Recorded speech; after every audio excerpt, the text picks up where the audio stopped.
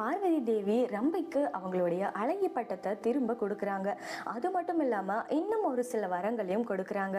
அதெல்லாம் என்னன்னா, இன்னும் வசீகரிக்கிற அழகையும் தேவலோகத்துல ஒரு சில பொறுப்புகளையும் கொடுக்குறாங்க. இதனால ரொம்பவே சந்தோஷப்படுறாங்க ரம்பை.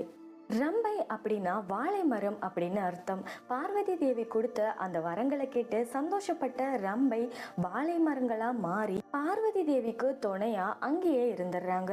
இந்த இடம் தான் பிற்காலத்துல கௌரி தேவி கோவிலா மாற்றப்பட்டிருக்கு.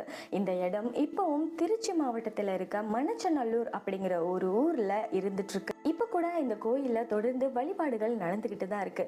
அம்மனுக்கு எப்படி பூஜை பண்றாங்களோ அதே மாதிரி சுத்தி இருக்கிற வாழை மரங்களுக்கும் பூஜை நடத்தப்படுது. அக்ஷய திருதியை மாதிரியே ரம்பை திருதியை அப்படின்னு ஒரு நாள் இருக்கு. அன்னைக்கு வாழை மரங்களை அம்மன் முன்னாடி வச்சு வழிபட்டா அவங்களுக்கு மகிழ்ச்சியும் செல்வமும் இளமை தோற்றமும் நிறைய அழகு